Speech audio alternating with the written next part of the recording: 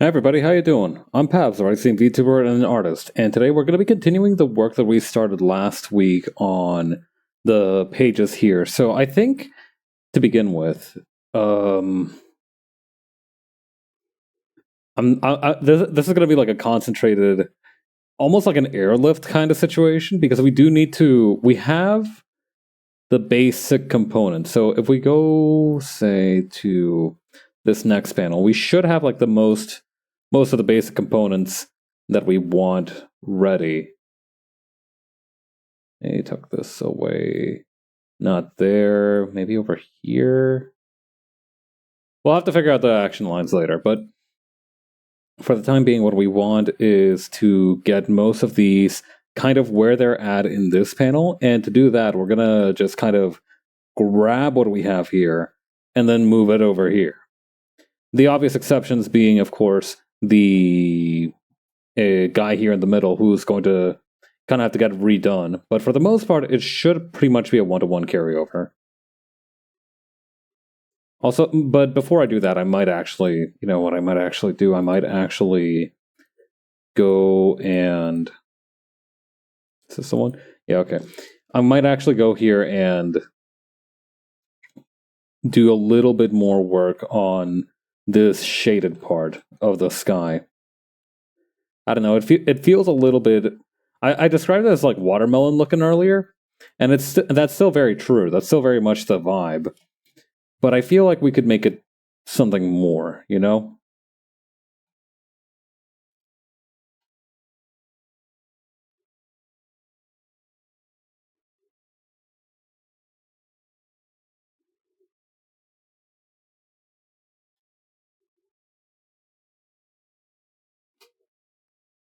Okay, then over here.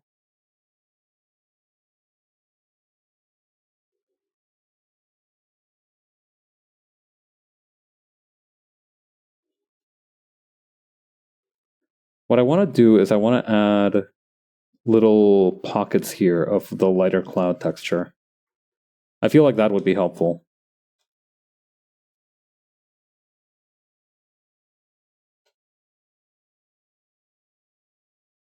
Now the question is, can I implement that successfully?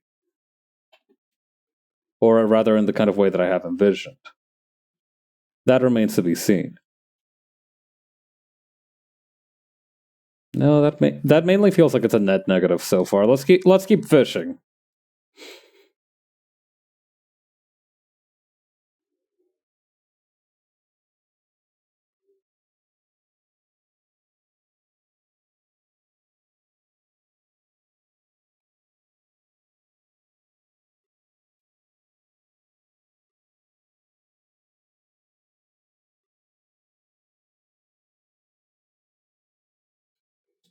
Just keep on adding this. Just don't let it touch the borders. I was never, you know what I kind of sucked at as a kid? Coloring within the lines. That's one of the things that I never really got a good grasp of, is that thing where like you need to be very diligent about coloring within the lines. I remember being kind of awful at that. Mainly because past a certain point, coloring within the lines is less so a, you know, because like I think the whole reason there a lot of like what we teach children in like preschool is kind of interesting once you get to know the why behind it, right? Like, you know, coloring within the lines isn't just, you know, a way for the kids to exercise their artistic creativity, but it's also supposed to teach them like finer motor skills, which is why it's so emphasized.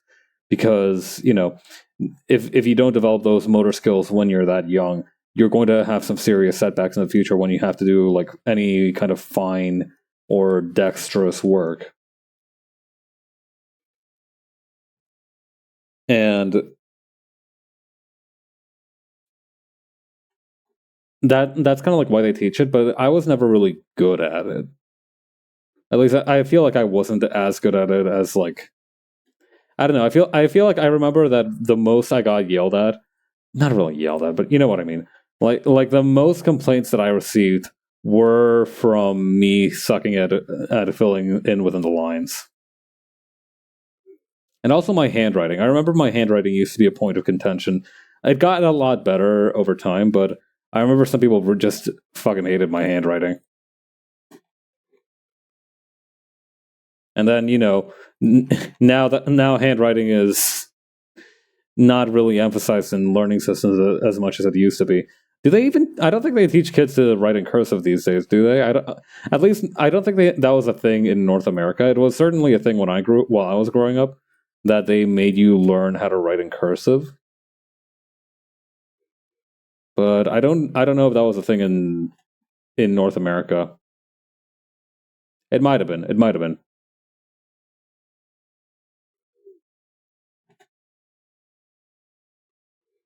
Okay, put this one here. This is all part of the plan. You just need to trust the plan. Just trust the plan.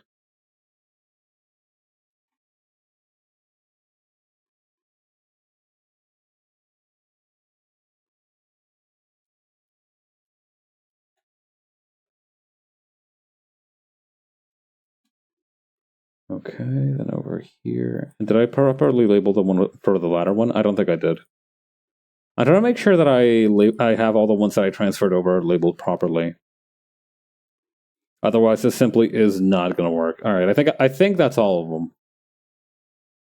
I think for these two, I can just kind of wing it now that I'm there. But yeah, we just need to grab all these orange toned ones, including these ones here. Don't need to select those.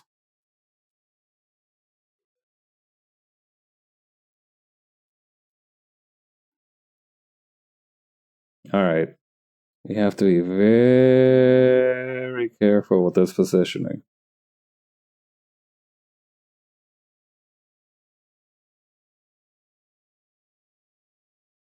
See, like right here, it's not fully even. Like for some reason, that one's even. The hole in the background isn't, and the electric one isn't. So, okay, we need to deselect this one and start moving them again. We can also deselect the ones that are related to the cannon. Those ones are aligned as far as I can tell. I mean, they seem fine. All right, now let's move these two.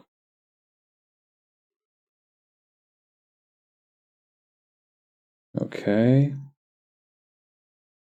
That's the hole patched up. And now we just need to move this guy.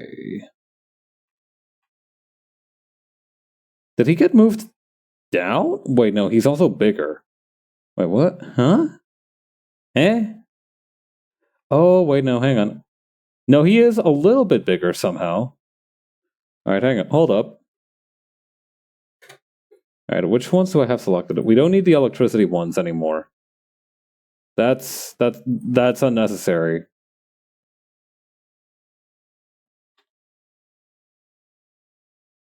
So do we just kind of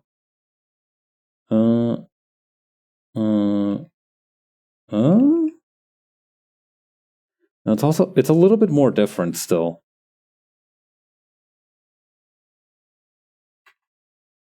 I remember this one had some screwy stuff happening with it. Like it wasn't perfectly. Wait, no, hang on. I might be cracked.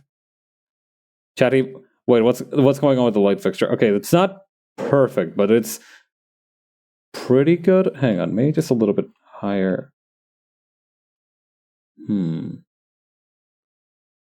Okay, so maybe just like this.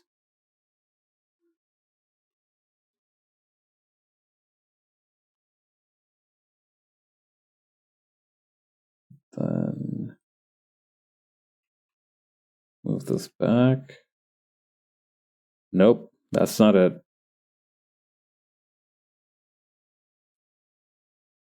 I'm trying to use this little electrical symbol as my marker.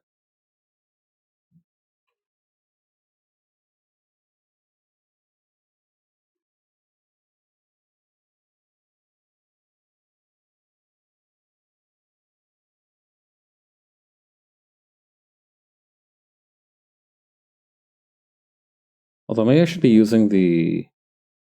Nope, that's not right. I was gonna say maybe I should be using the searchlight up here, but that doesn't seem to be the case. This is like the world's lowest stake game of that one operation game. I really liked that game as a kid, but it used to scare the shit out of me. I would get so scared whenever I picked the wrong bone or touch the like rim of the metal piece, and had to race and had to like skip my turn. Like the shocking sound made me super scared, but I loved that game.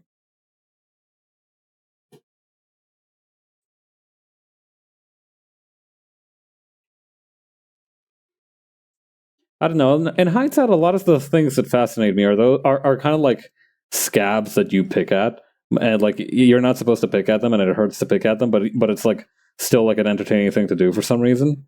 I don't know why we have that as a code in our ancient lizard brain.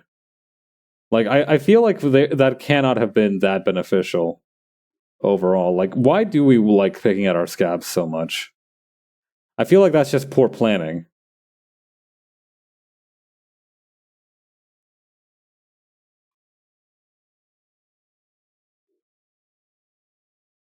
All right, let's bring this back a little bit. This seems to be fairly close, so let's just work from here. Also, we need to... It's really funny that because I accidentally stretched out this panel instead of splitting them right down the half, there's just this one part here that's been left out from the mood lighting of the rest of the frame. There's just nothing there. Oh lord. So that shouldn't be too hard to correct. Maybe. Actually, it might be rather difficult. But yeah, I think after that it's just the guys here. Whatever's going on with the searchlight up here. I think we can I think this does look like it's just like a problem of it not being properly aligned. So maybe if I just kind of reach over and hmm.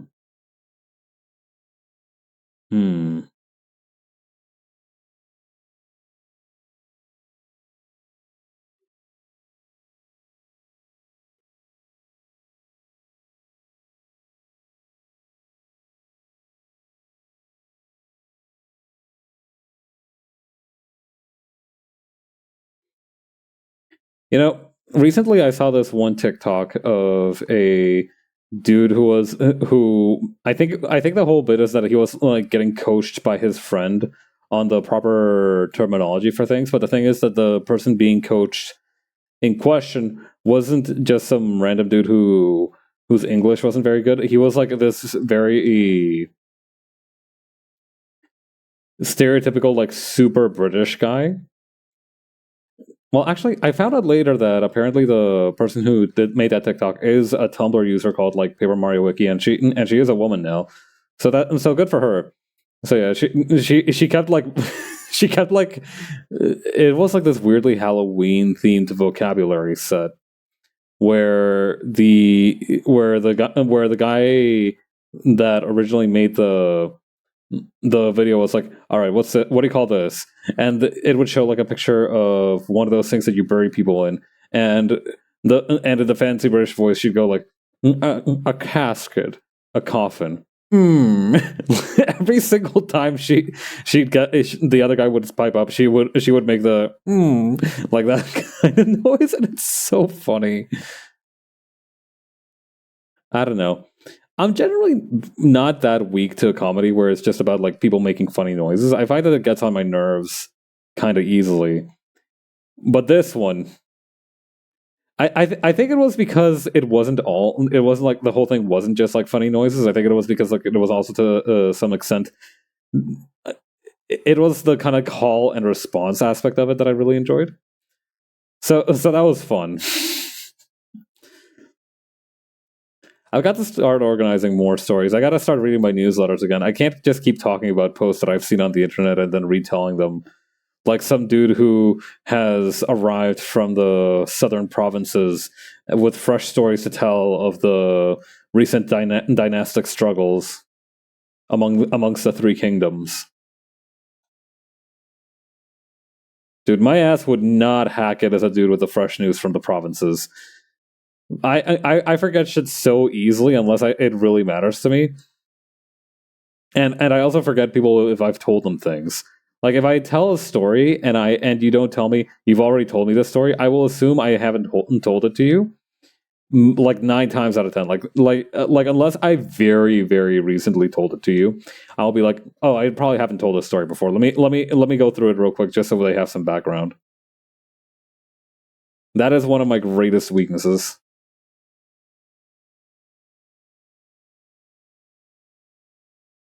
I don't know.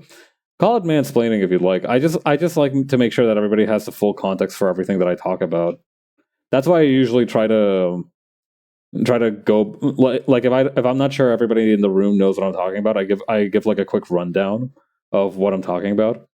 Obviously, in some cases, this is more appreciated than in others, and more necessary than in others. I don't know. I just don't like being misunderstood. Well, there's a lot of things I don't like, but it's important. I feel like whenever I want to, if it's like something important to me, I want to make sure that I'm talking about it clearly. I guess that's the best way to put it.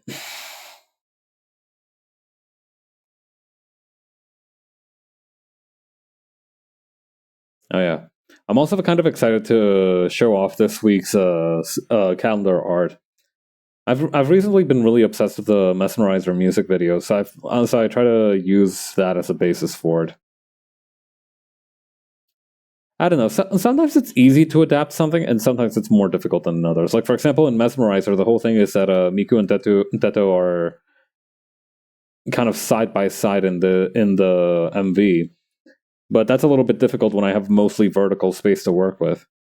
I've also thought about making what do you call those 4 panel comic type things, Yonkoma for the schedule. But the thing is, I'm not that good at coming up with jokes like that. I don't know how to put it. My wit is very much heat of the moment kind of stuff. I'm very good at like making funny statements when the stakes are low. But when it comes to moments like that where it's like you have to be funny on a regular basis, that's why I have a much harder time with that.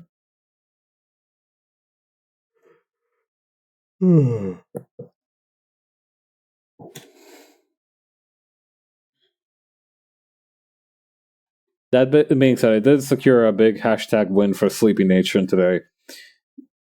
A phrase that I did not expect I would ever say. Being the man that I am. Also, I do notice that the ladder shading is a little bit off still. Maybe I just move it like 1 inch to the. Huh. Okay, so that's not. Oh, I see. So this thing that's like right here, that's not part of the ladder one. That's like, is it part of this? No. Why? Where is this one?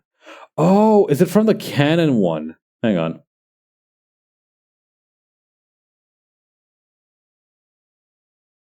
No.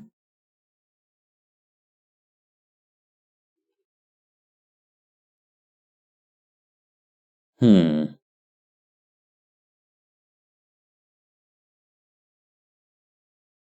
This is the wrong block.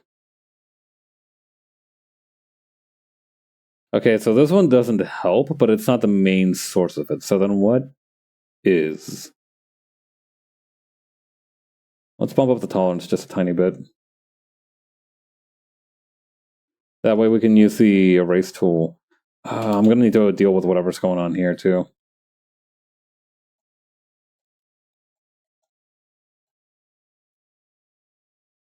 And also here. What is that? Hang on. This is gonna bug me if I don't go back and check real quick. I'll let me hang on. Here's what let's do. I'll go back here quickly and erase these little scraps here that were the original source of my distaste.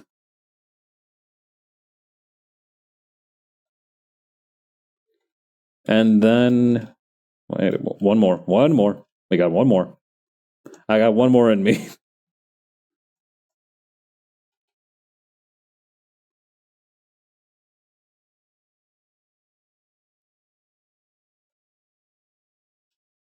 Here.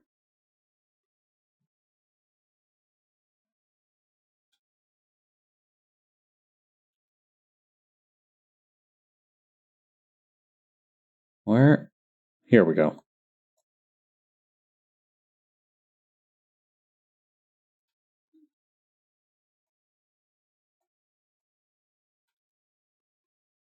I wonder if I'm doing too much here. You know, that I might not be necessarily adding a whole lot of value here.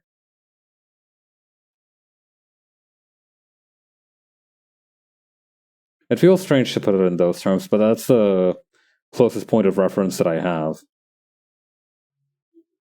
Although we do need to fill these up anyway, so I might as well go take care of that now. I'll be back for whatever the hell's going on here, though. Like, what is with the square? Why? What? It's confusing to me. It's vexing.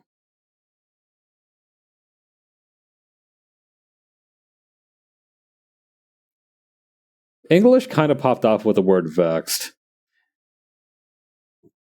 Like I feel like that word really perfectly encapsulates the feeling of this shit is in my way and it's kind of annoying. I am being the obstructed.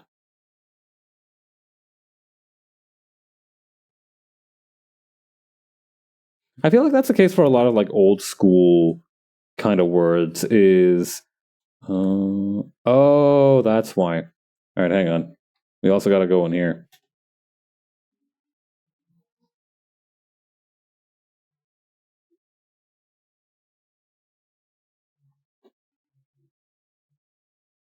Okay, then over here.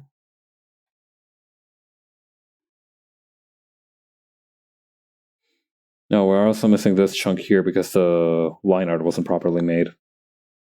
I wonder whose fault that was.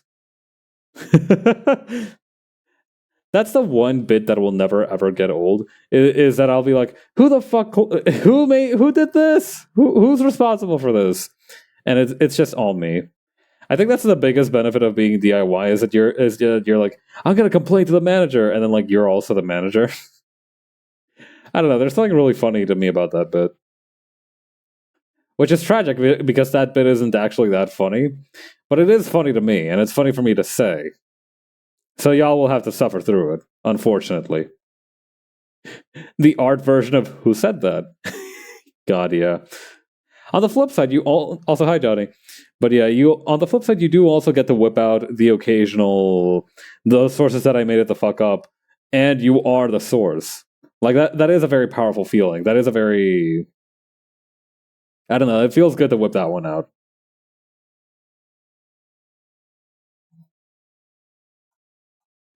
I don't know. Except for my graphical skills, none of my stuff really looks like professional level. So I'm not. So when people are like, "Oh wow, did you make all of this?" Nobody goes like, "Oh wow, did you make all of this yourself?" Because it's very obvious that I did. But that's fine. My whole charm is being DIY. So if that's obvious to the casual onlooker, then that means I've succeeded in a way.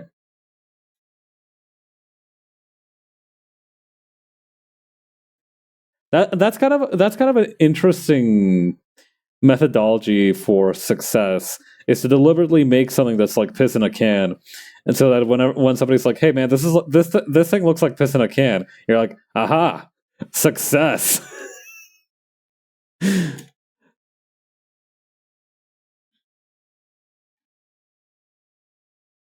I don't know. It just seems like a convenient methodology to use.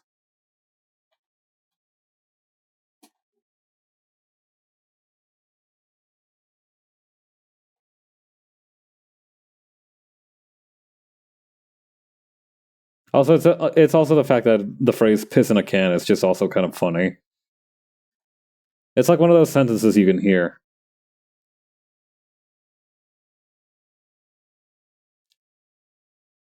I used a little bit of drain cleaner in my house earlier. I cannot help but notice, like, the thing is, right? Drain cleaners have those instructions that say, oh, yeah, only use the product for about 12 to 20 minutes or something to that effect, correct? They have like a recommended time for how long to use the product. I left it a little bit longer than the recommended time, and now my house, it doesn't smell noxious, but it does smell a little bit like hand sanitizer, which is a weird vibe.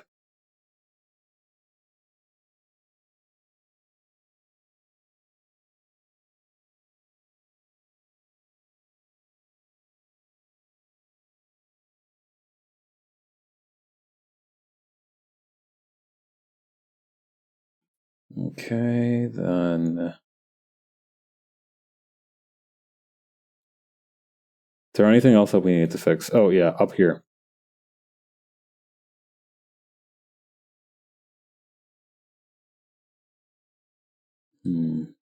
Bump up the tolerance a little bit. Let them know true. Wait, no, what's going on back there? Oh, God. Okay, yeah, no. Let's not use that button anymore. What? Holy shit. Yeah, okay, let's not use that button anymore.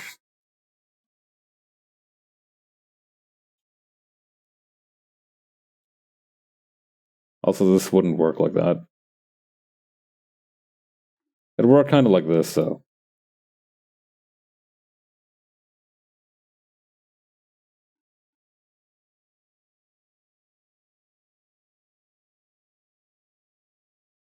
Oh, maybe if I.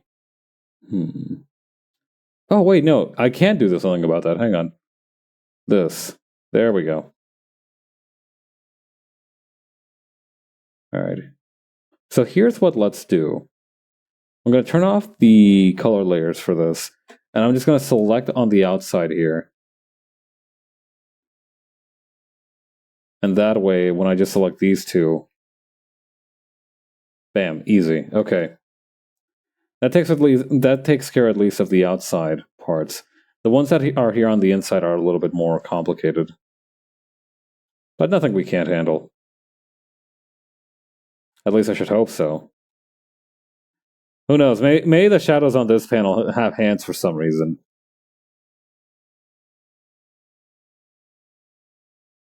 Hang on.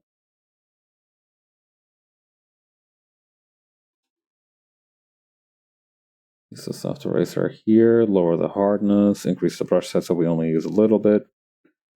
There we go. Now it kind of fits in with the rest of it.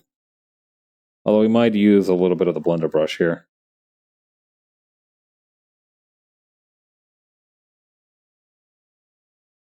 Maybe a little more.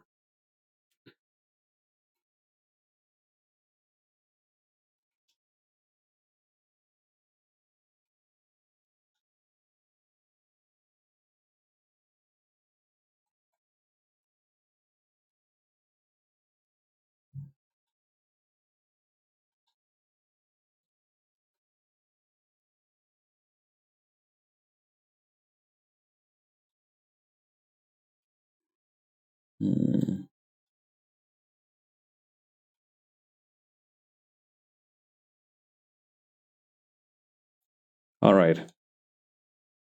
That's pretty much all the headaches taken care of here.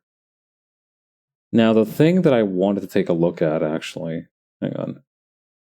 We're not done just yet. So first we do need to go back and fix everything with the cannon here. Whenever I say canon, I do think of that one song, Pachelbel's Canon, even though I don't really listen to whole lot of classical music. That's the only song with the word canon in it that I know or am aware of.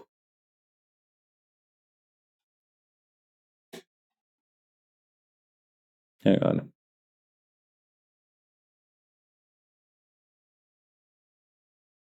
Okay, we need to close this one up.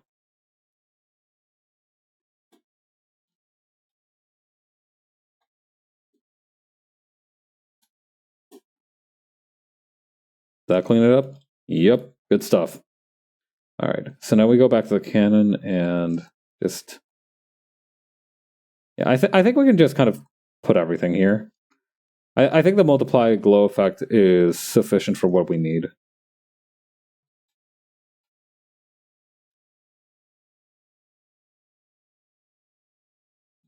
Okay, then...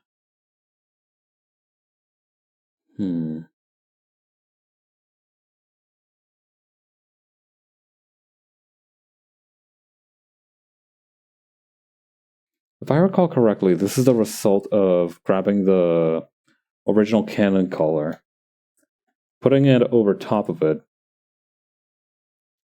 and then using some kind of Gaussian blur.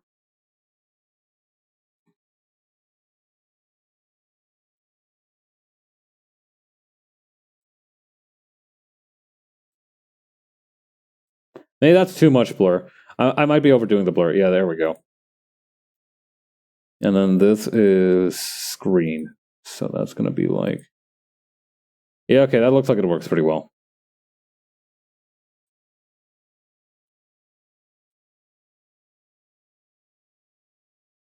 Hang on, how much was that at? 79%? Alright, 79% it is. No more, no less.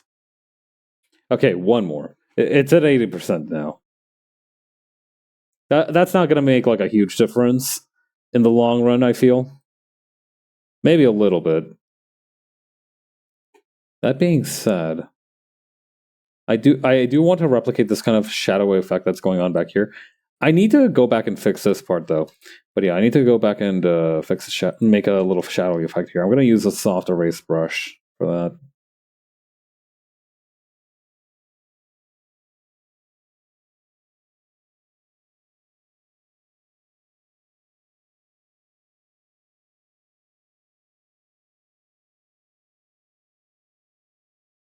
Actually, yeah, that looks a lot better. I'm going to try and replicate that across the two panels.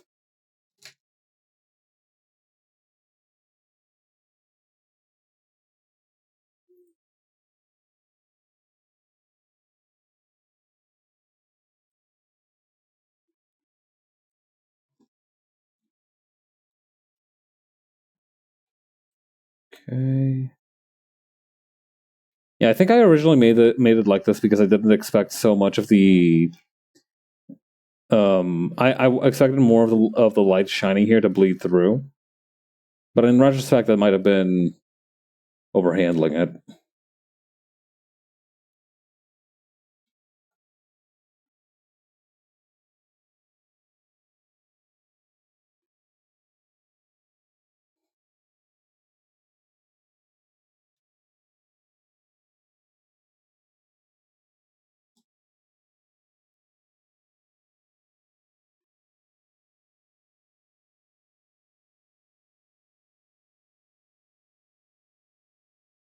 Okay. Because we don't have an underlayer here, we're going to need to... Hang on. Normal. Wait, normal? I thought we had it set to screen. Oh... Shoot. Hang on, did I... No, because, like, this is still there. Where? Oh, I'm on the wrong layer. That's how. Fucking... Okay. Alright. Let me get the run back on that. I'm super confused because I'm like, where is the light of the cannon coming from? Like, bestie, it's not there.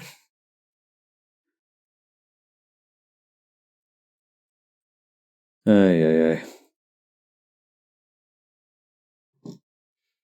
I don't know. Sometimes it feels like I'm not cut out for this life.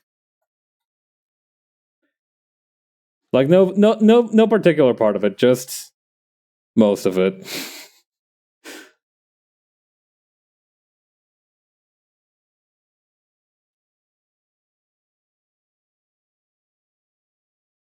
Also, hang on. So it was the fault of that part. Okay.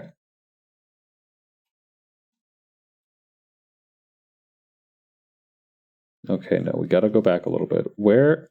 Okay, around here, we can't put the tolerance up too high. Or too low. Otherwise, we're gonna taste the wrath of having some kind of weird outline here for the rest of our lives. Which is not a punishment I'm willing to brook. It is cruel and unjust, and I would like to live my life without it.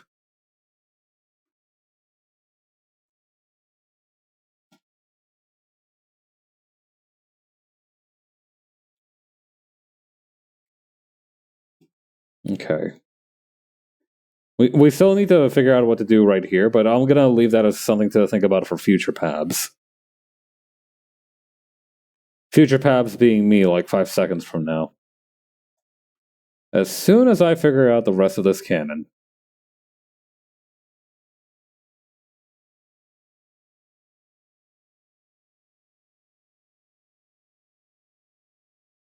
Alright, I figured it out. Moving on.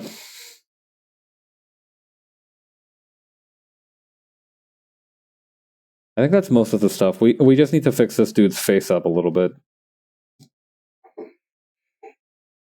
So that it's fully turned. It really is a miracle that it works so well carrying the highlights over. I really did think it was going to be much more of a federal issue. Oh yeah, while I'm at it. I'm glad that I still helpfully entitled the layer where I have this like huge bright light thing. The layer's name is Beam. I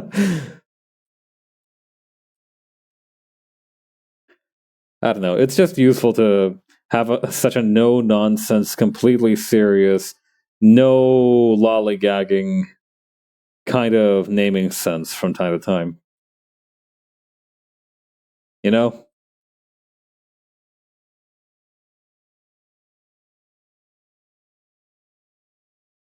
Also, I might switch this to just the normal layer blending mode. I think with color, it corrupts the line look a little bit, so I'm just gonna, yeah.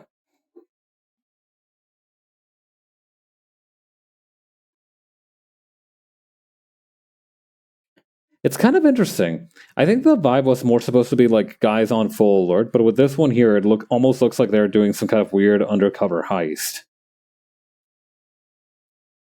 I think that also works as a vibe. Though I might not be able to back that up for sure. All right, polyline. Oh no. Hold up. Shit. All right. Here is what let's do. I'm going to expand this by one layer. I'm going to take a rough eraser to it, much the same way a farmhand might take a loving swing at the fence post that he's driving into the ground. I'm on the wrong layer. Thankfully, I don't think I erased too much, but that's still a little irksome. Yeah, there we go. All right. Let's just... Where all is it? Doesn't need to be here.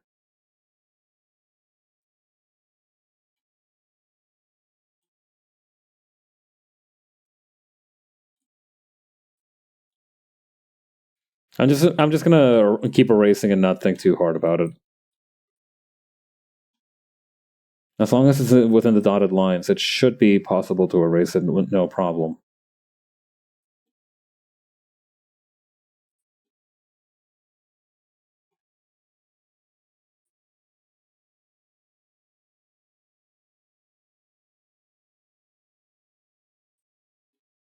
Okay, now that one needs to stay.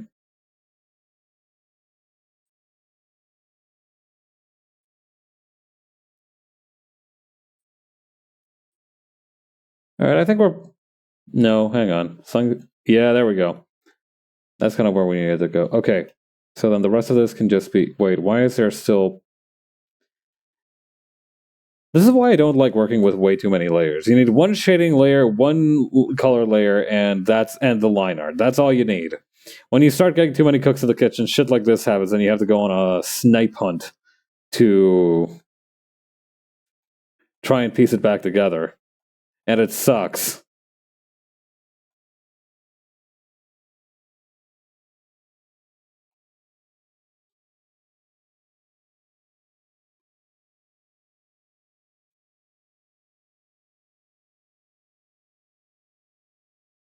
Also, I might make this area here just a tiny bit darker on account of the fact that we do have the ladder part here. Which layer am I on?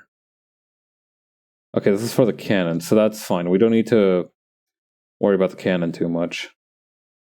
We need to go back to the ladder layer, though. I feel like I'm in like a Sphinx's riddle, and if I don't answer it correctly, she's going to snap my delicious neck.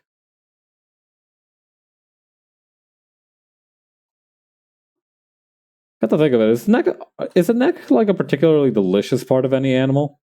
I know, for example, for fish, their cheeks are supposed to be rather tasty because they have like a lot of soft flesh in there that is good eaten. But I don't reckon we have too many necks out there that are like the best, most tasty part.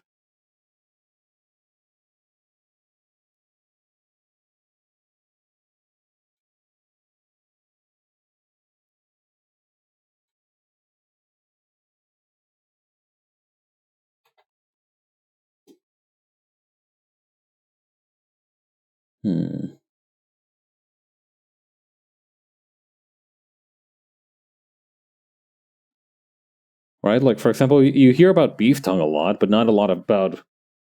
Well, I guess it would be cow neck rather than beef tongue.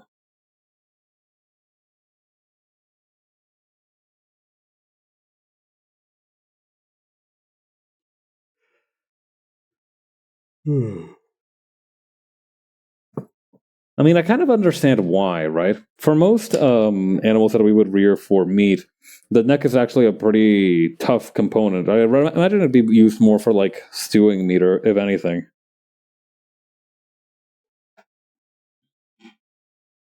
Rather than most conventional bites.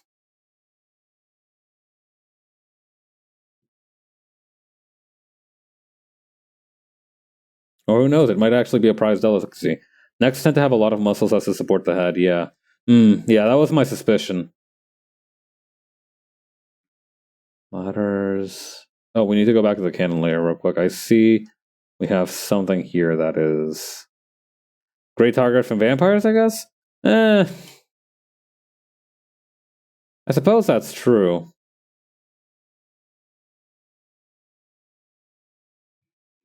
I don't know. Being the favorite part of vampires feels like it's a low selling point, you know? It feels like it's a little too niche. You know, you start appealing to just like the wannabe vampire crowd, and then you lose your actual vampire customers. And then nobody's happy.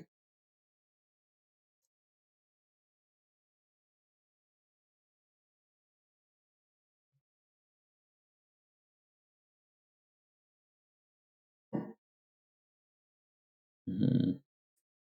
Yeah, and then it's not the neck flesh that's appealing. Yeah. True, actually. Then it's just the blood.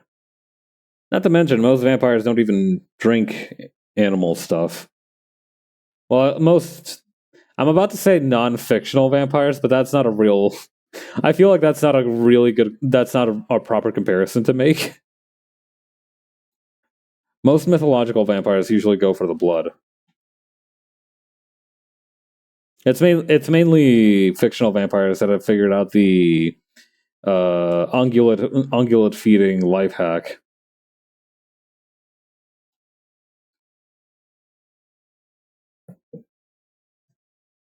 Honestly, I think out of all the different uses that a vampire could have of the modern internet, having a vampire life hack channel would probably be the tippy top of the benefits. I feel like vampires know some random ass life hack from like the 1800s to properly thread a loom or something, and everybody would go nuts for it because this has been like a lost technology for how many years, and this one vampire just casually brought back knowledge of it because they're like, oh yes, I remember. I can't do like a good like quote unquote vampire voice. Ah yes, yeah, I can't do one, but yeah, they'd be like, ah yeah, let me just do a fancy voice like, ah yes, the art of shuttle weaving. Yes, my grandmaster in this art, back before I turned, of course, taught me this rather interesting trick where you use the left hand side of your thumb and then just spin it like so, and there you have it. Perfect threading every time. And some random dude who was just like letting this person who he assumed was like a normal human just add the loom and has just seen a ancient technique that saves like 1,000,000 minutes per session on Earth is like, what the fuck are you? I don't know.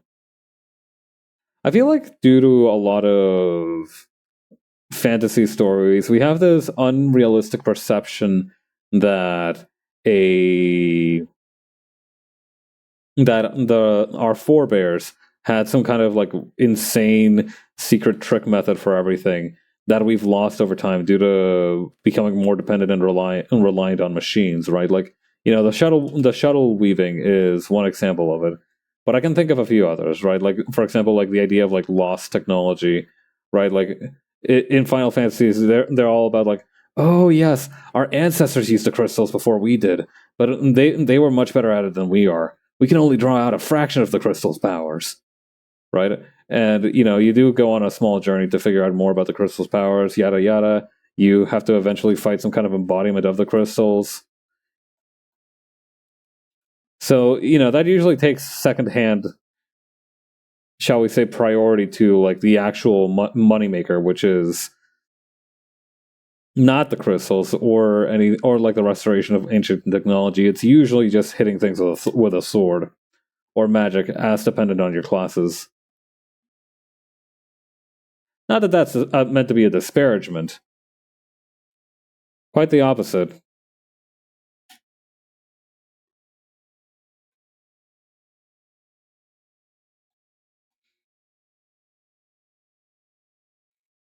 It's always crazy to me whenever somebody's like, "Oh man, this RPG sucks. There's so much grinding you have to do, and it's all like constant and random encounters." And I'm like, "Yeah, man, that sounds like an RPG though."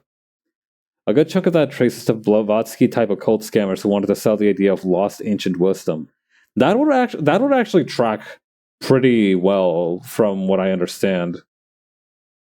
Some dude is like, ah, yeah, man. You see this like yoga instruction booklet? Uh huh. Yeah, from Atlantis. Yeah, that's right, motherfucker. Poseidon and his sons use this to get fit. Don't you want to be like Poseidon? like that's the kind of grift they would pull.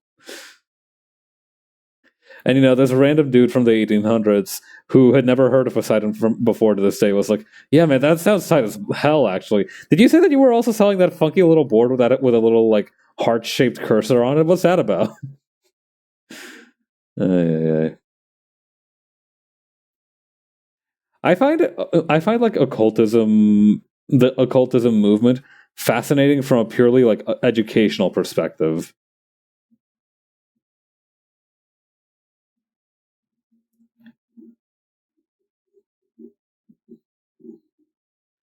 I don't know. Those guys were like the original Chunies.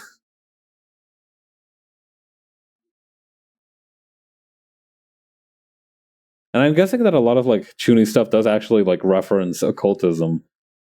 So it's kind of like full circle.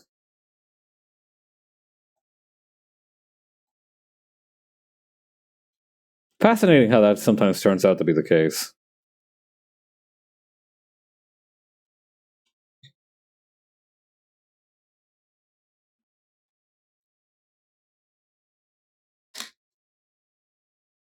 But yeah, I don't know. I've always felt a little bit skeptical of the idea that old methods equal better, because like you said, a lot of it does feel like it was just this random shit that was pushed by scammers, but also the fact that if we had made like zero advancements in that technology from that time, then either the technology doesn't have room to improve, or we found a better method. Like for example, I remember reading about the idea of like pink muscle theory in a manga once upon a time. And I'm like, oh, that sounds interesting. So if you've never heard of pink muscle theory, it posits that there's like three types of muscle in the body. There is white muscle, which is good for good like explosive power, but not particularly good for long-term power. So this would be stuff that's like good for jumping jacks, good for jumping for box jumps, stuff like that. And conversely, there's also red muscle, which is kind of the opposite. It's not very good for explosive stuff, but it is very good for like long-term endurance training sort of shit. And then there's pink muscle, which is a blend of those two. And in the manga that I was reading, I remember that there was like this one dude who was like all pink muscle, and that's why he was like super strong. But I did a little bit of research into like the pink muscle, red muscle, white muscle sort of thing, and it turns out that it is very much outdated gym science. Like I'm sure that at the time of making the manga, or even nobody's going to say that this manga was realistic in any stretch of the imagination. So maybe it was like fair for its day, and it just aged poorly. But it's also that kind of thing, right? Like we would still be talking if you hadn't heard of a tactic or method before. That would probably be because there's nothing better that's actually hit the market. Otherwise, everybody would be talking about it, right? The only situation where that might not be the case is situations where somebody might have a vested interest in keeping the market dumb, so to speak. For example, in alternative energies and stuff like that, I could see that very easily being a scenario where somebody would benefit from, people being too stupid or too uninformed to do their own research on potential new energy solutions.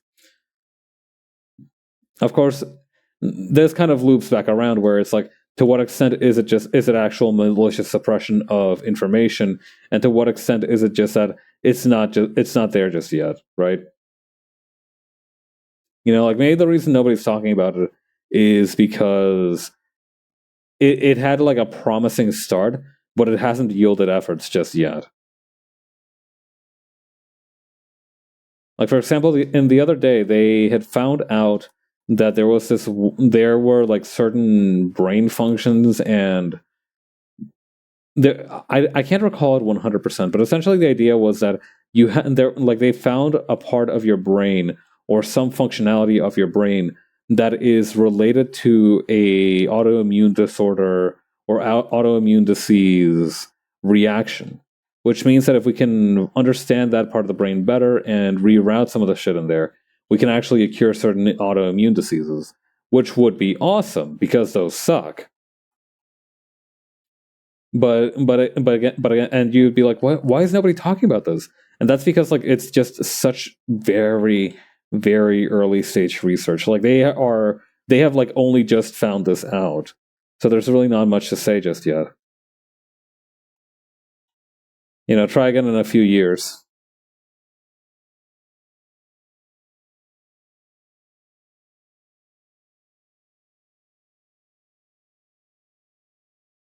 Another example of this that I can think of is sodium ion batteries.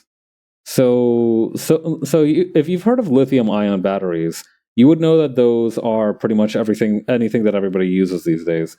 They are like the best iron like batteries. Yeah, making a potentially big discovery like that is an interesting headline, but all the research they still have to do is boring as fuck. Precisely. Yeah. But lithium ion batteries are in basically all of our electronics these days. And the issue with lithium ion is that it's a very finite resource, and also it takes like a whole like so much fucking exploitation. It's actually kind of insane how much exploitation it takes to mine lithium. Like it's genuinely a fucking problem how much exploitation it takes to mine lithium and to produce it for the amount that we actually use.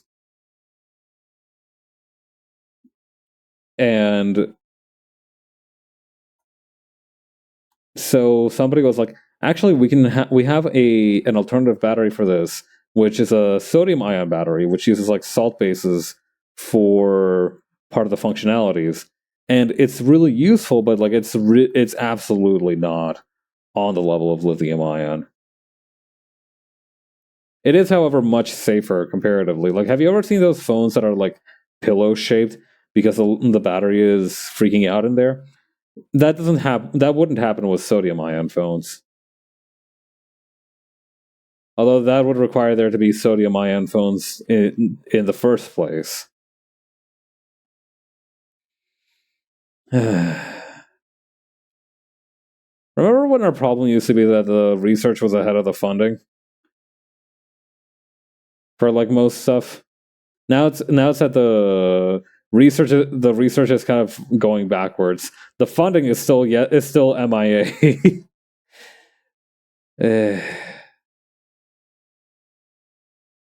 It must be tough to make a living as a scientist. You know, I feel like movies gave us a very unrealistic expectation of how glamorous a career as a scientist would be.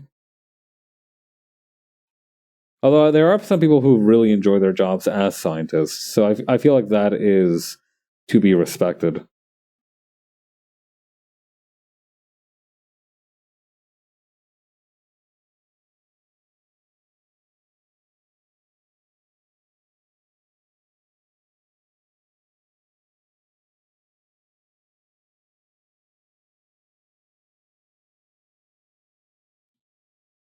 I think I remember reading a headline the other day that apparently a solid percentage of Microsoft ex employees end up like retiring or switching careers to something to do with their hands.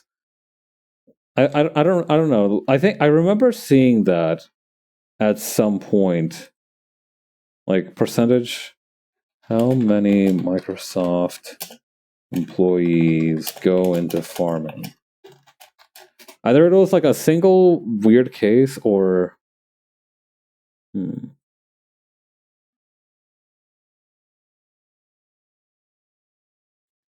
Wait, hold up. Let me share my web browser real quick. Where do I have this? Here we go. Ex Microsoft employee becomes goose farmer. Ads be gone. Ex Microsoft employee becomes goose farmer after 22 years of service.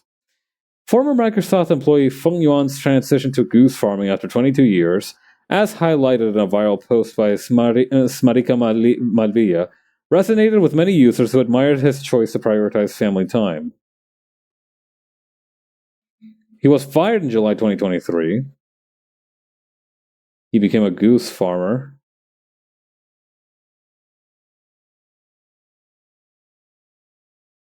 Hmm.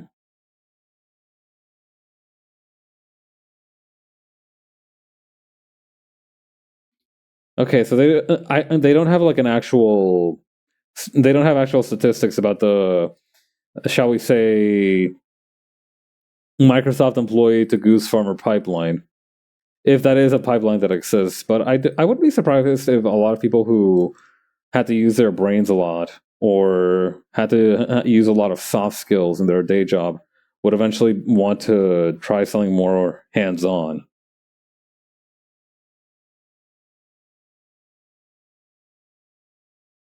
I could certainly see the appeal of that.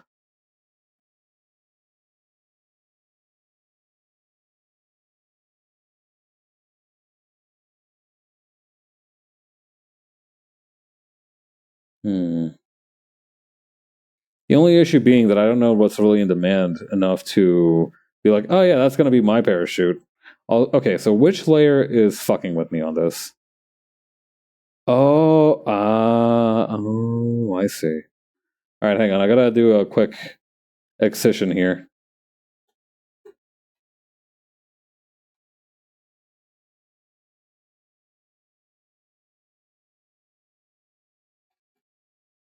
Wait. Wait, what?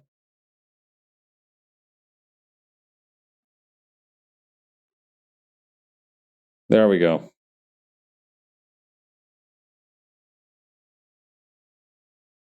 Easy as can be.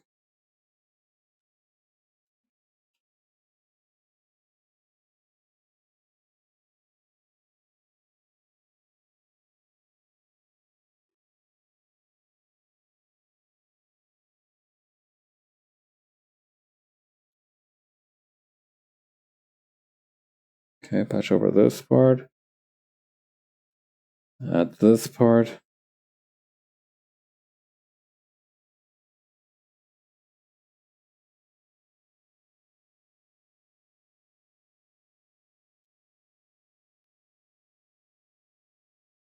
Oh, oops. I need to use the bucket tool. My bad. I don't know. For me, I feel like I wouldn't be able to hack it as a farmer. I don't know. I feel like I would be. I don't have the proper farming skill set. I'm under. I don't know if it's because like my extended family is like into the farming biz, but it's because. But I have like this very strong impression that farming is not some kind of like cozy retirement activity, but it is like actual. It is like backbreaking work. Well, it's not like there's an easy way to make a living these days. But yeah, no. This shit would not be Stardew Valley. This shit is like Factor.io. Except the bugs that are coming to eat your machinery are actually like land surveyors and shit.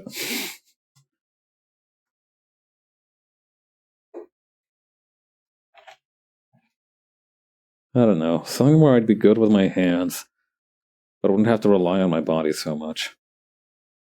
I guess I could eventually move to selling stuff on Etsy. I just have to make sure to maintain my VTuber career for the next, I'm gonna say 41 years or so, assuming that I retire at a reasonable age. And then I can really start leveraging that cloud.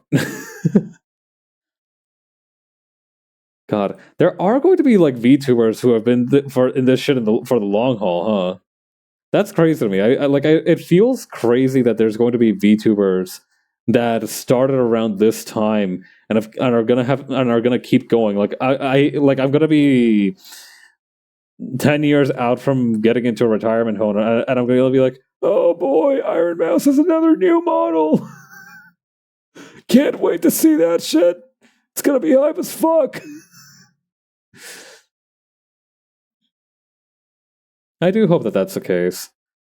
It'd be really nice if a lot of the, you know, I think with VTubing in particular, streaming and whatnot, the idea that something is going to last forever or even for like a long time is optimistic might not be the right word.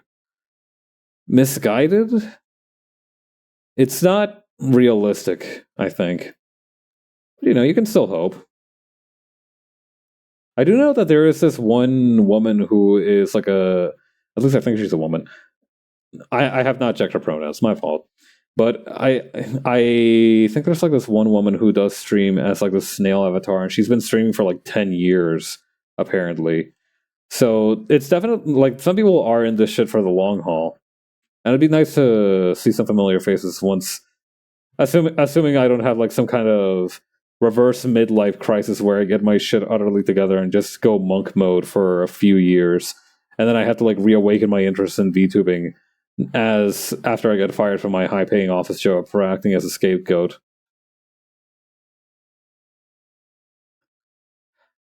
I'm not saying it's gonna happen, but I am setting up a whole lot of like flags for myself to like go back to VTubing after becoming a burnt out office worker.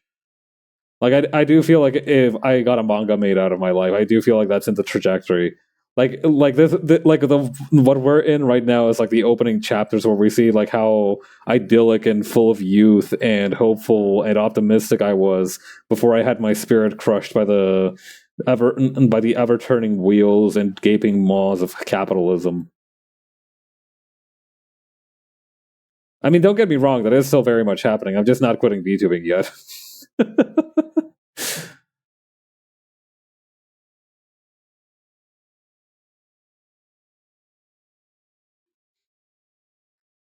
I gotta say, so far the gaping maws of capitalism ain't really shit. I feel like I was oversold on the gaping maws of capitalism. Like I'm it's certainly not great, but I'm doing better than I thought I'd be. All things considered.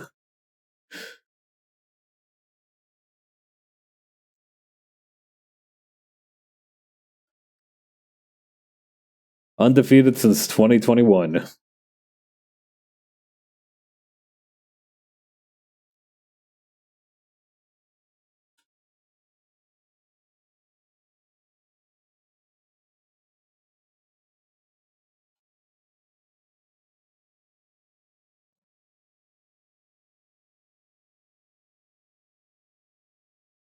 Hmm. I should make myself a graphic. If you've ever read the Godzilla NES creepypasta, I kind of want to make myself a graphic that's like still the best since 1989, but kind of like for me. But I guess it'd have to be in my debut year, huh? That'd still be 2021, though. I don't know. For some reason, out of all the creepypastas that I ended up reading, I didn't. It's not like I was like some kind of creepypasta fanatic, but I did end up reading a few of them. And I think out of all of them, for some reason, the one that I ended up enjoying the most is the Godzilla NES creepypasta. I don't know. Something about it just felt nice. It. I don't. Hmm. I've made a mental connection just now. I'm not sure if I should say it out loud, but I'm gonna say it anyway. I think for some reason it reminded me the most of Homestuck, which is why I liked it. My apologies, my sincere apologies if that hurts anyone. But that's like a neuron synapse connection that I made just now. I think I liked it a lot because it reminded me the most of Homestuck. I think at that point I had started reading Homestuck. I don't remember if this was pre or post Homestuck. It feels like it was probably post Homestuck. But yeah, I think that might be the reason why. Tell me why ain't nothing but a heartache. Tell me why ain't nothing but a mistake. Tell me why ain't never wanna hear you say I want it that way. Wait, that's totally the wrong NSYNC song to be, or I don't know. Is it was the? It's gonna be May thing. Backstreet Boys or NSYNC?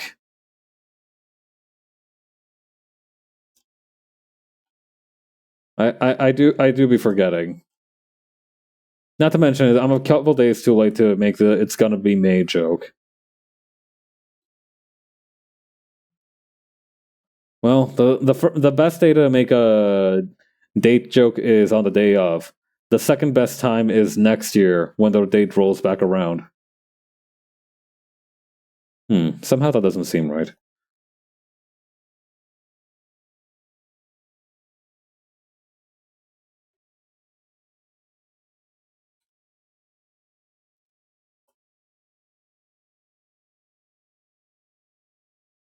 Okay, then over here, gonna make this leg just a tiny bit darker. Also shade it in over here.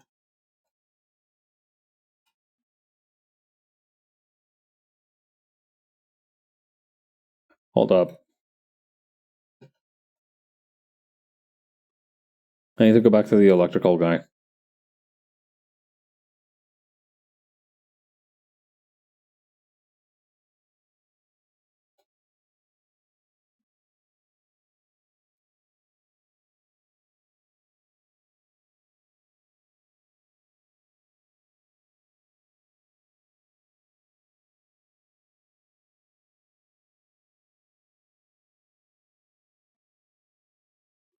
I was about to say that I don't see there being as many young pop boy idol groups, but then I remember that like now everybody's obsessed with K-pop, and it's just like, oh, okay, so there's just no domestic.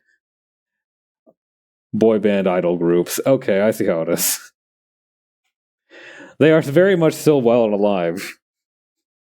We've just started importing them now.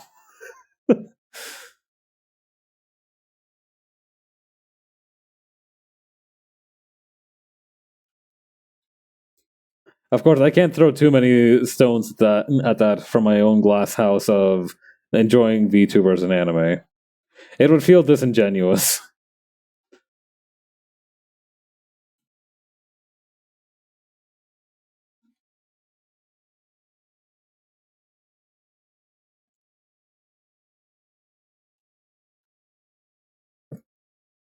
Hmm.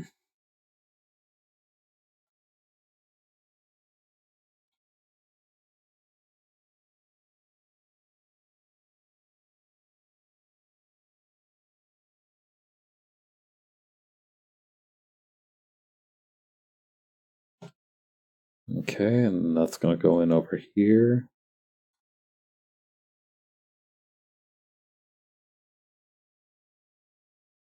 This is gonna go in over here.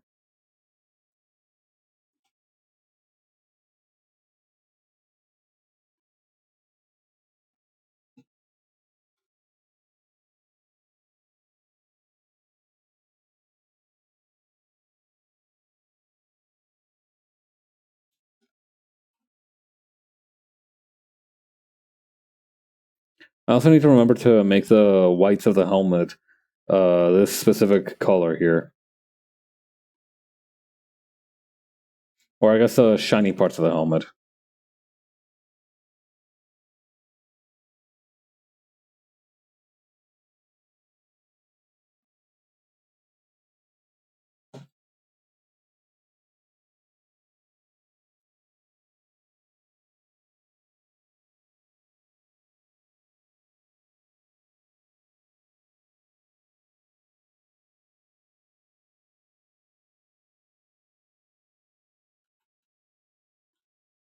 Okay, then fill in these gaps here.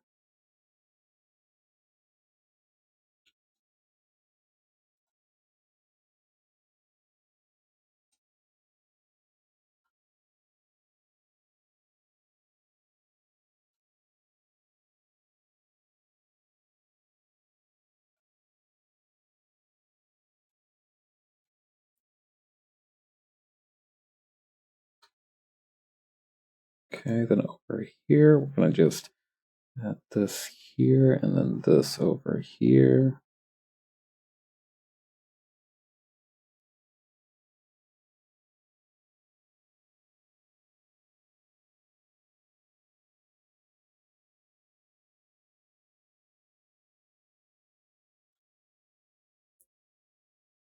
Yeah, that seems reasonable.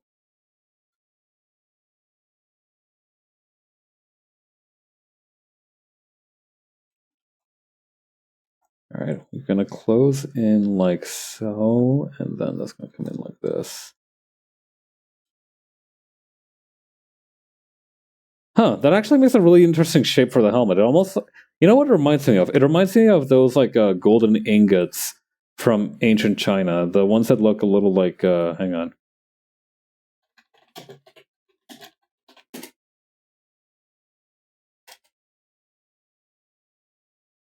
Yeah, it's Saitsi or a Yuan Bao. Hang on, let me get you guys eyes on this. There you go. That's an imperial gold Saitsi. Yuan or Yanbao was a type of gold and silver ingot currency used in imperial China from its founding under the Qin dynasty until the fall of the Qing in the 20th century. Saitsi were... Is that how you pronounce it? Saitsi? Saitsi were not made by a central bank or mint, but by individual goldsmiths or silversmiths for local exchange. Consequently, the shape and amount of extra detail in each ingot were highly variable. Square and oval shapes were common, but boat, flower, tortoise, and others are known. Their value, like the value of the various silver coins and little pieces of silver in circulation at the end of the Qing dynasty, was determined by experienced money handlers, who estimated the appropriate discount based on the purity of silver and evaluated the weight in taels, and the progressive decimal subdivisions of the tael, the mace, kandareen, and cash.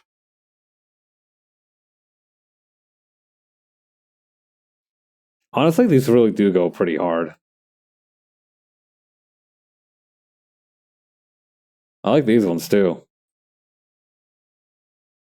Uh, Man, my hungry ass could never be a money handler. These look like they would be delectable powdered sugar treats. Pop one in your mouth, and it's got like a crunchy texture to it.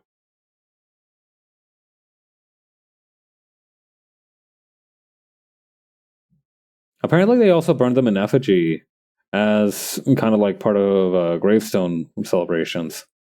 That's interesting. All right, going back to work on this. Yeah, we can't really use that shape though, because then it implies that the. Hang on.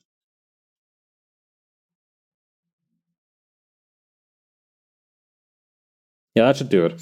But yeah, we can't really use that because then it implies like there's like a divot out here, and that would like completely compromise all of the previous depictions of the helmet.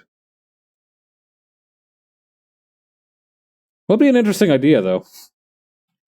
It'd be like a sort of tricorn hat helmet, if you will. Utterly impractical, but kind of cool to look at.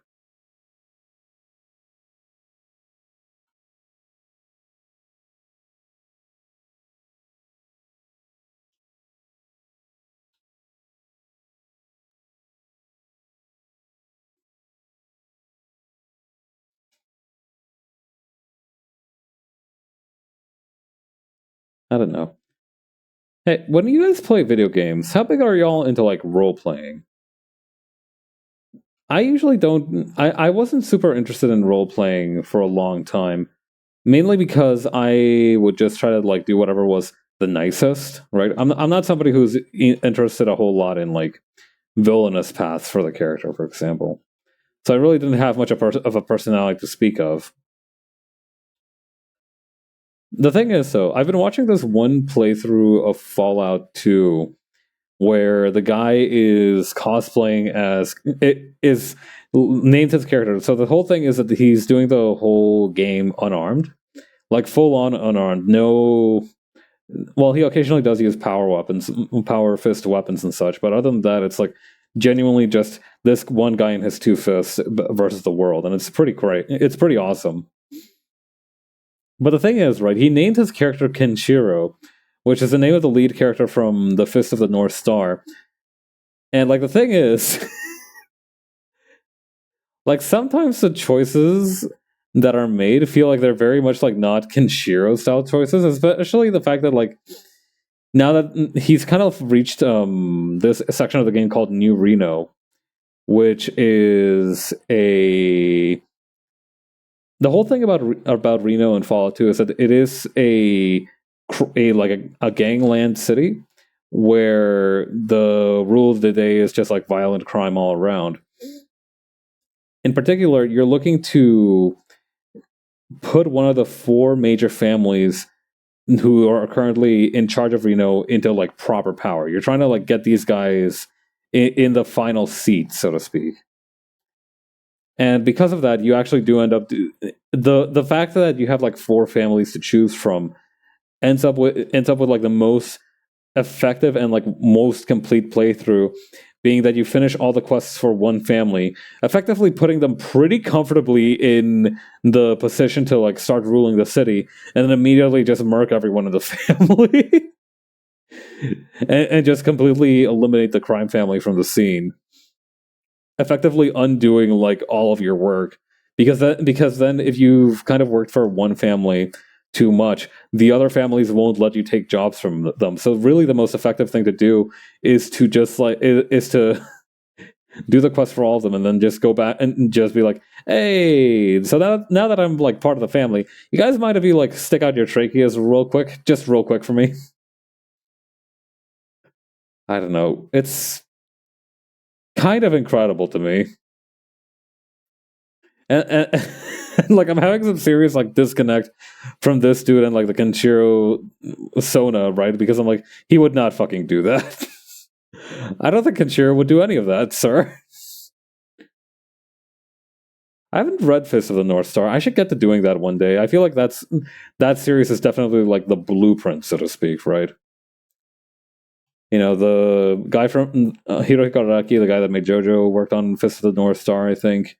A whole bunch of other people worked on Fist of the North Star. Some other people used it as inspiration.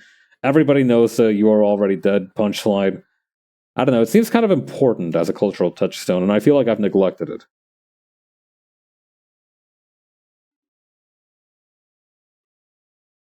Or at least not been as diligent in researching it as I could have been. Plus, it does seem to be pretty martial arts centric, so I think I'll get a kick out of that as well. Definitely on the to-do list.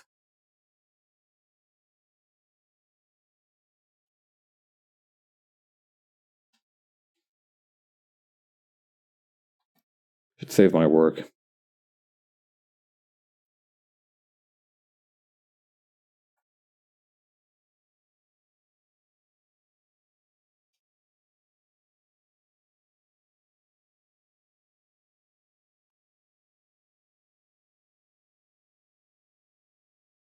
Okay, then next up would be to add the inside of the laser shot.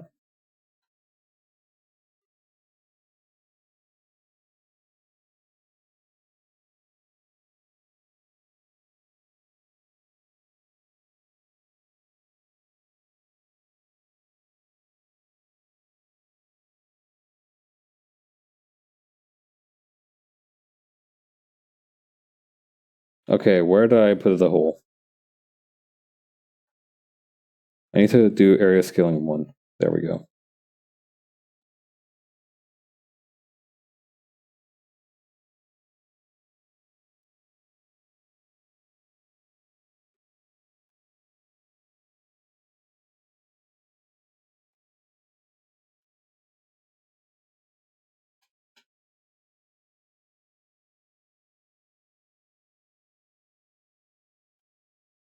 Okay.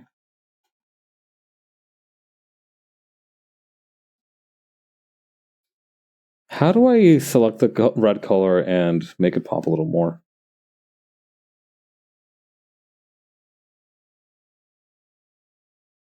Okay, not this layer, not that layer. This one. All right, we're going to copy and paste this one. Then we're going to paste it over and use a lot of Gaussian blur on this sucker.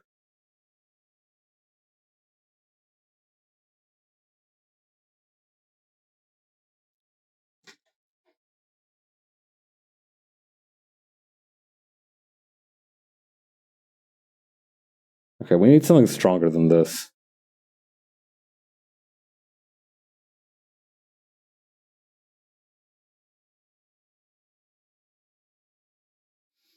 Make low times 2. Oh yeah, that seems to do the trick. Especially for the... I'm paying attention here, right? Because I feel like that's going to add to the impact. I don't know, should I make Hawk's figure against the clouds darker? I feel like that might not be a bad idea.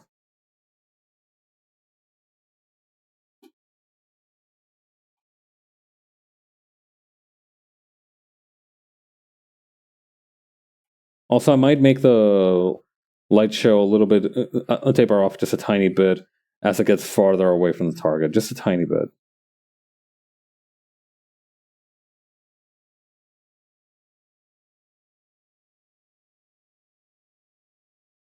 For some reason, it reminds me a lot of Mountain Dew.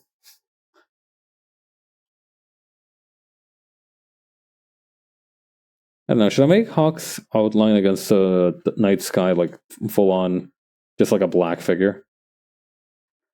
A dark silhouette?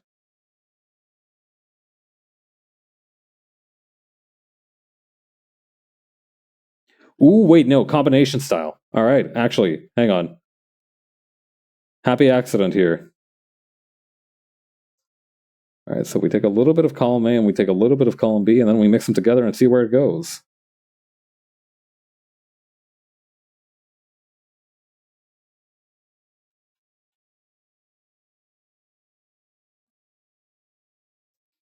And that way it also avoids the uncomfortable question of why is her entire body blue?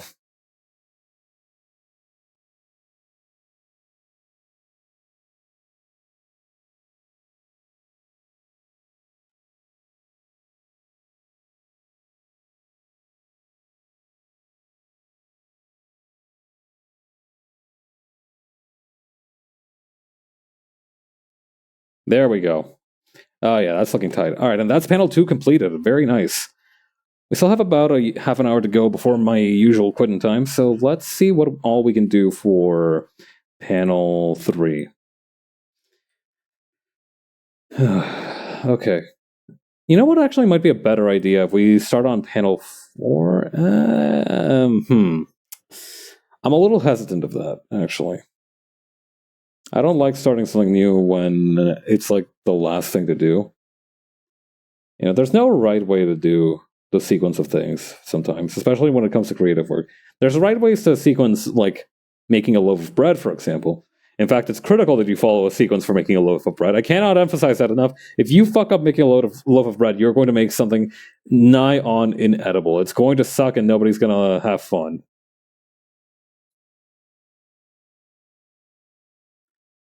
Seriously, the first time I made bread, it ended up sounding like when I took it out of the mold, it ended up sounding like a brick hitting the countertop. It was really funny, but I did have to be. It was a very strong memory. You know, it was like a very foundational memory.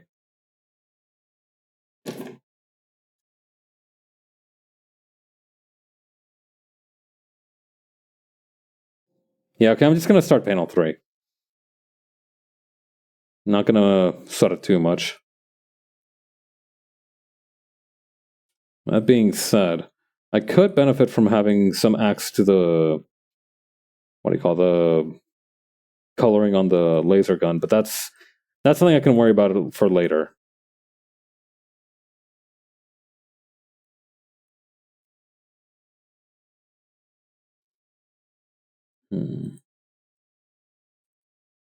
All right, so this is gonna be Mooks. This one's gonna be. Oh my god, Hawk has uncovered the Shadow Clone Jutsu.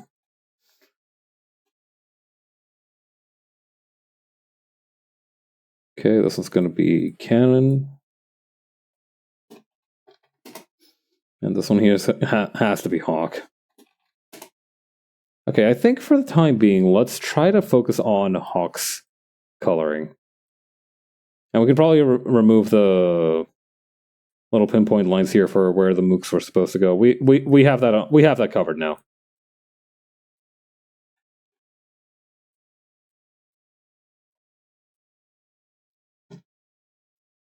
All right.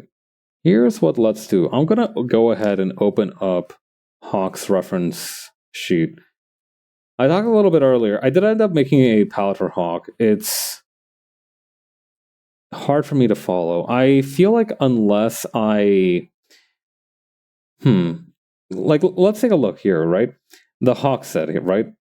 I think one way of organizing it might be to make enough of these rows that I can be like, okay, this row is going to be just the helmet colors. This row is going to be just the body colors. This row is going to be just the pants colors. That's like one way of doing it.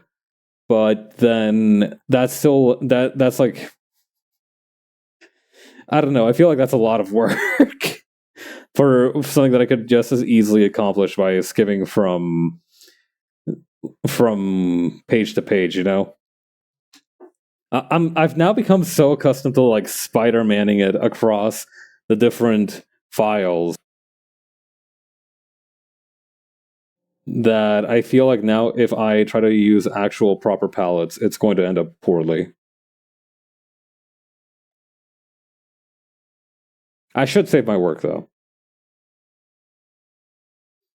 Okay, I got the guy in the back, I got the guy in the front.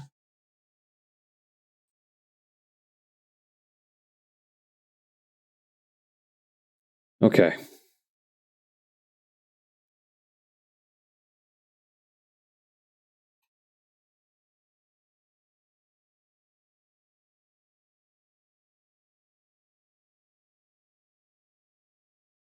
Millipen at that.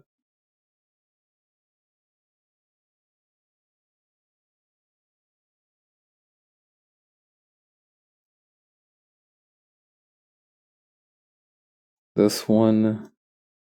This one? Wait, no, that's the part for the other set of grenades. Okay. Then this one too. Okay. Then the jetpack and the other parts here.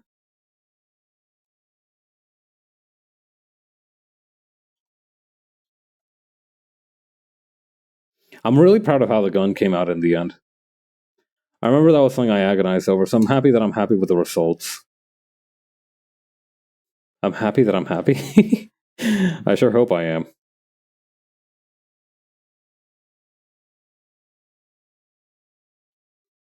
The other day, somebody pointed out that because of the fact that you can break a leg and do your worst are two ways of effectively saying good luck out there.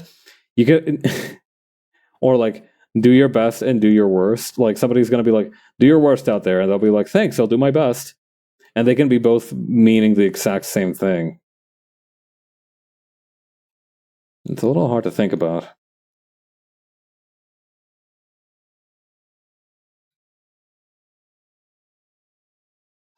Idioms aren't easy to understand in most languages. In some cases, they're even like literary references, right? Like I know that in a lot of doujins, they end up using literary references sometimes. Kind of like how we make jokes about like the Cask of Amontillado now. I keep calling it the Cask of Amontadillo. That's not what its name is. It's Amontillado. I'm pretty sure.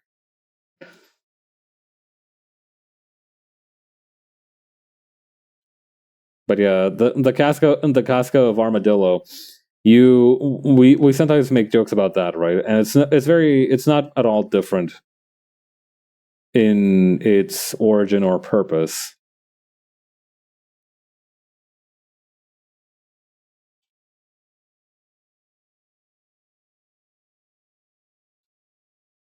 I do need to open up another page real quick just to get access to the whatchamacallit, that thing that Hawk has hung around her neck. The bandolier. The bandolier.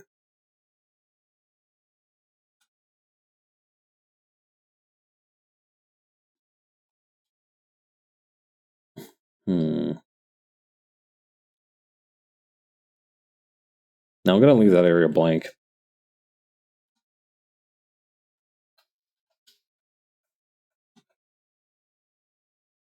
Oh, come on, we don't have all day. There we go.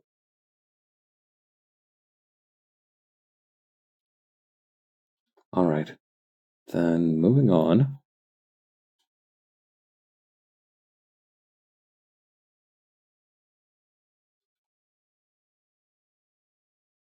I need to open up yet another page to get a reference for the steam coming out of Hawk's gun.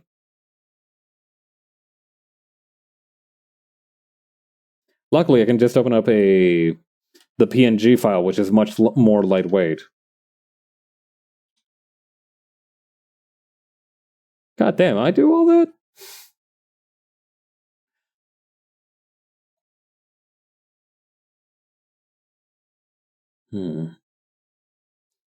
I don't know. Recently, it started to feel like I'm understanding the limits of my technical skill. I used to be of the opinion that nowadays I could more or less draw anything that I wanted, which is strictly speaking still true. But occasionally, I do have moments where, hang on, I gotta check something real quick. Aw, man, dude, come on. All right, hang on.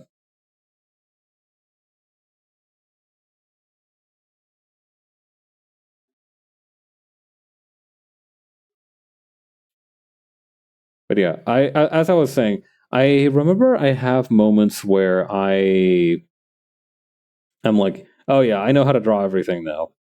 But there are also moments where I think to myself, if I had a higher level of technical execution, I would be able to draw this.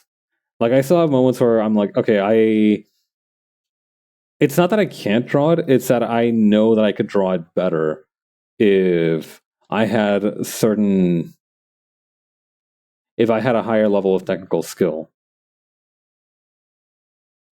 I'm starting to reach that point, and I think it's a good thing. I feel like for a long time I've been rather directionless when it came to growing as an artist. So I need to make sure that whenever that happens in the future, I haven't been keeping track of them properly, but I need to do so because that is where I can improve the most.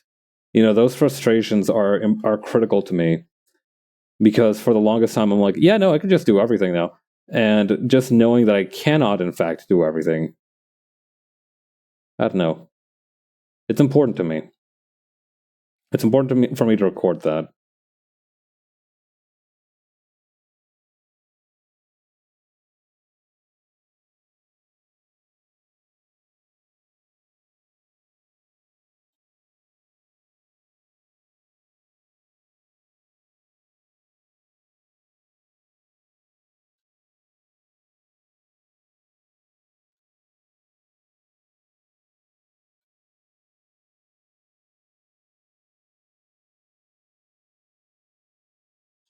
Okay, then over here.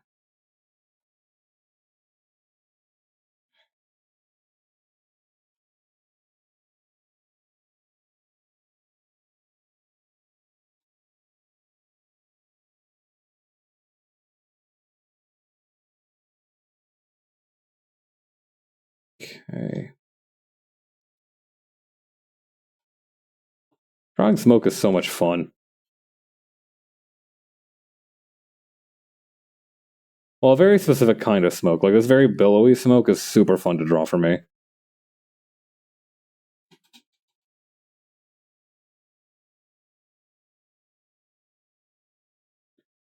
I got something very special waiting for me today at the end of the stream. Once I wrap up here, I'm gonna make myself some. I'm gonna cook myself some supermarket gnocchi and eat it with some tomato soup. I'm very much looking forward to that. I don't know. It feels like it's been a minute since I've had like a simple meal. Am I shading on the same layer? Well, you know what? That's fine. I'm not going to change the smoke up too much. So that's not really an issue, but that's still a blunder on my part.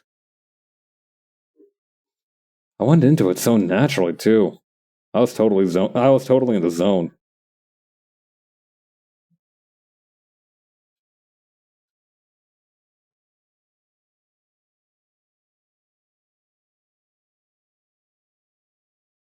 Okay, then over here.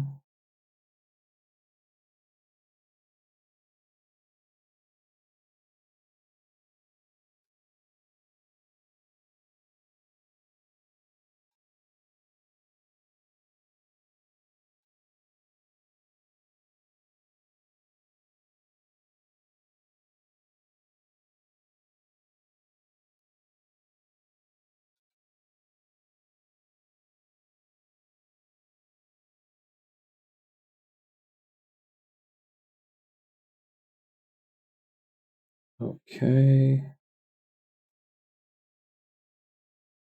Hmm. Not quite what I was expecting. Yeah, this might be a little better.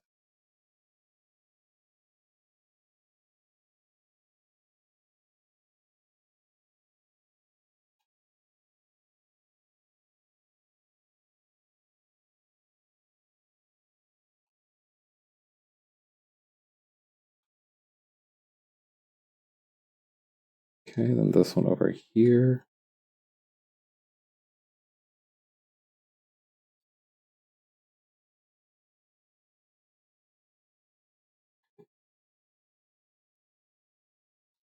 Hmm.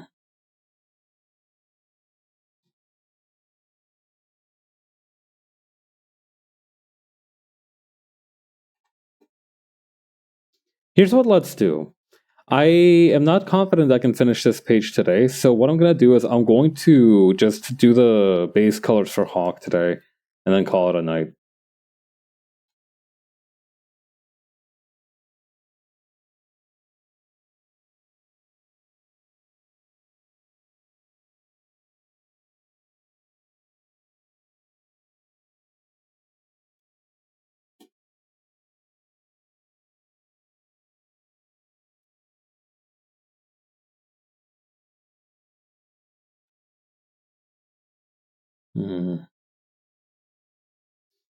Select color gamut, this one here.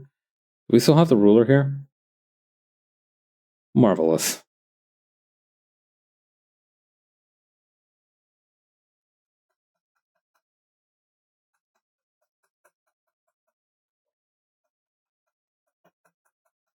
Okay, just keep doing this forever and ever and ever and ever and ever. Miss a spot, just grab that there.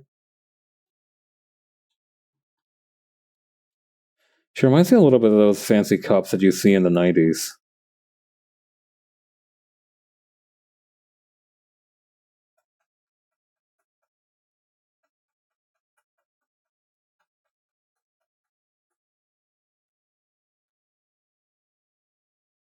There we go.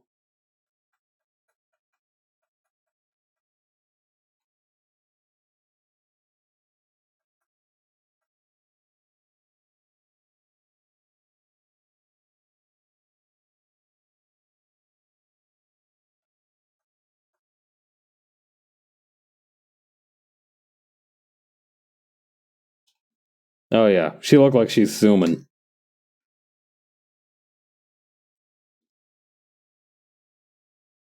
Okay, then over here.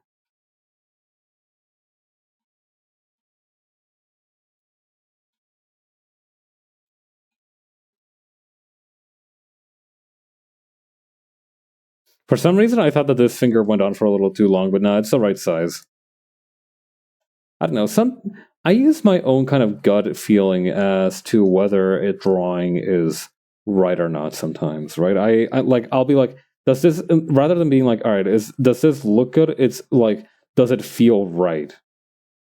And sometimes it doesn't feel right, even though it looks good. So then I have to go back and discover why. Like the other day, I was working on something and try to do a blend of like painterly shading and cell shading, and it kept looking. It felt incongruous to me, so eventually I just switched over to just exclusively cell shading, and that feeling went away.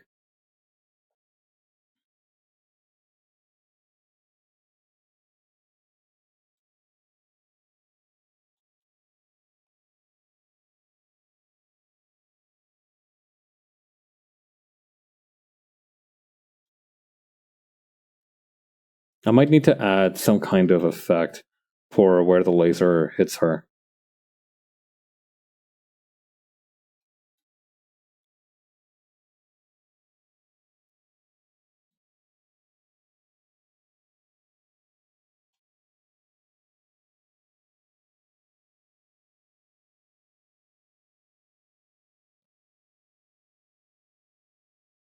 Okay.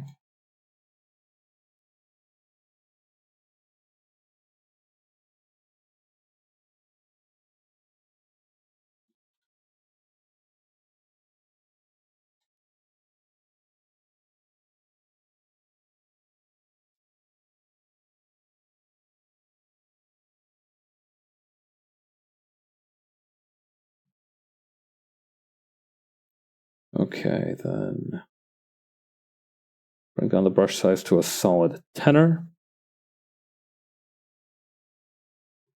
Then just add the how do I add the laser shot that hits her?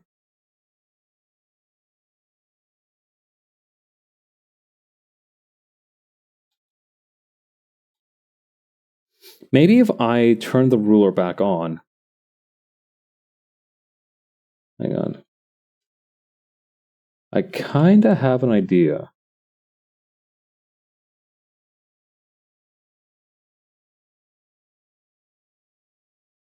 Okay, then remove the ruler real quick.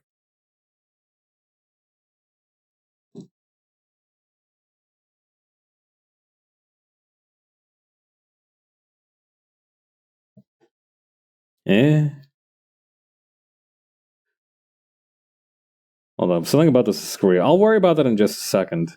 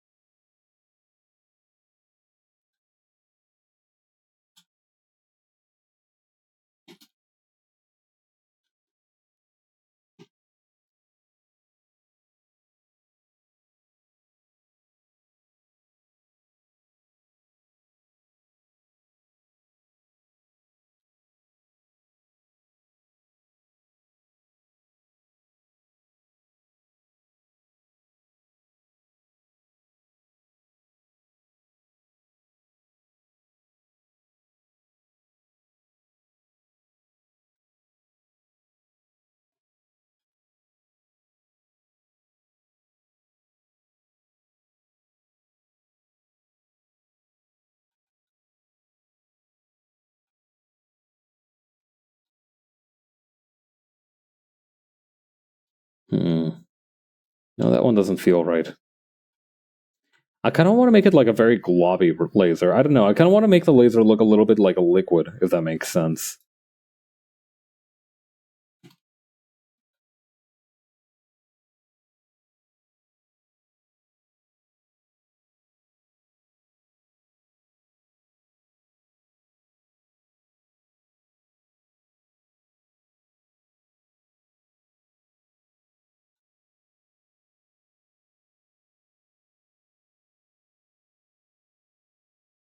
Okay, and then just take this one. There we go. Wait, no, we did. We still need part of that. Actually, we need most of that. Put some of it back. Hold up.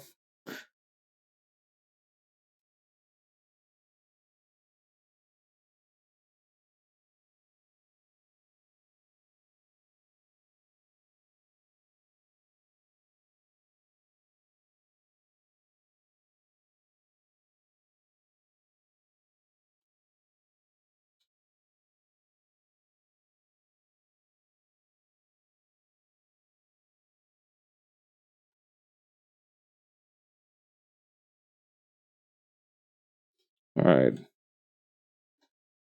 Then to finish off the base colors for Hawk in this panel, we are going to need a few other ingredients.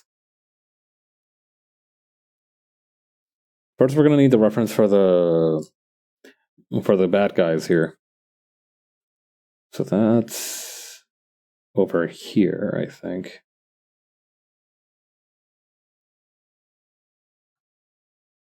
All right.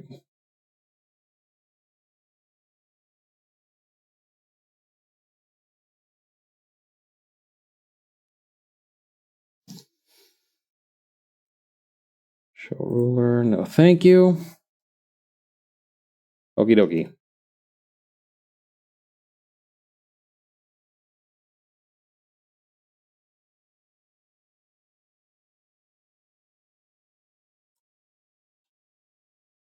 Okay, then over here.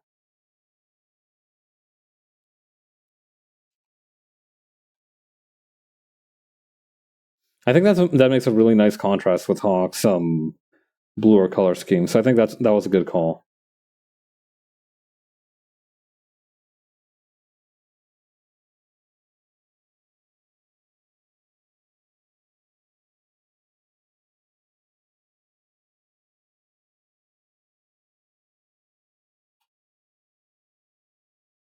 Okay, that one's still leaking somewhere. But where from? Is it here? Nope. Oh. Man, where could this whole giant hole in the smoke be coming from? Maybe here?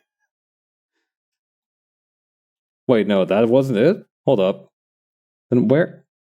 Is it here? Nope. Okay, not there. Ah. Yeah, there we go. Fully patched up. All right, let me put the ruler on this layer for a second so I can... There we go. Yeah, there we go.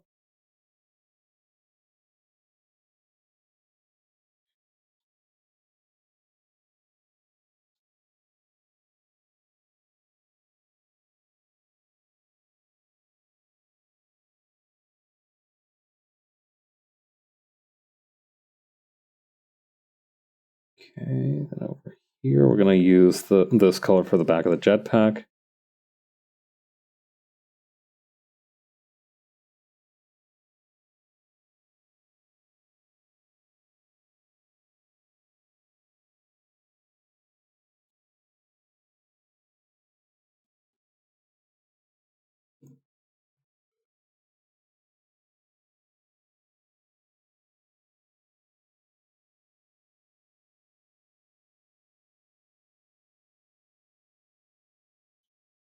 Then use this. No, actually, it'd be more like this, huh?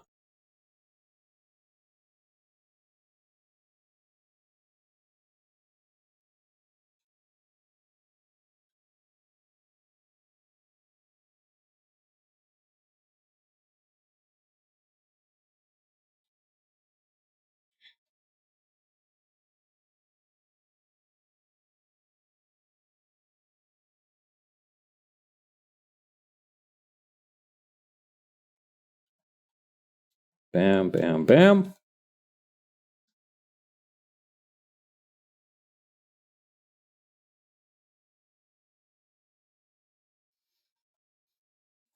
We only have just a tiny little bit of the goggles peeking through, but that's still another we need to add to it. It passes the threshold check.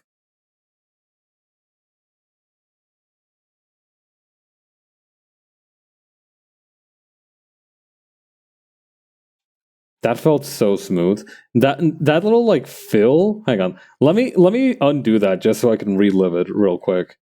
Just like the sheer perfectness of that. That felt gorgeous. That felt real good.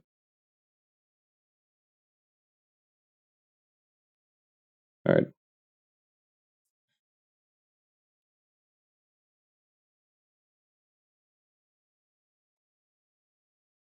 Okay. Bop, bop, bop. And now we just need this dark color for the part here.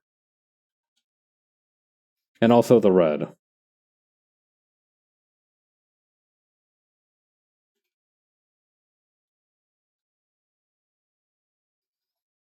Alright, that should be pretty good for a starter on Hawk. And with that, I think we're going to close up shop for tonight. Thank you to everybody who came by the stream. I'll be back on Tuesday. Also, next week is V's anniversary call-in stream. I'll be featuring there for a very, very, very, very brief period of time on Saturday. So I'm not having a stream on that day. In the meantime, I hope you all had a great time. I hope you have a good week, and I will see you all later. Bye.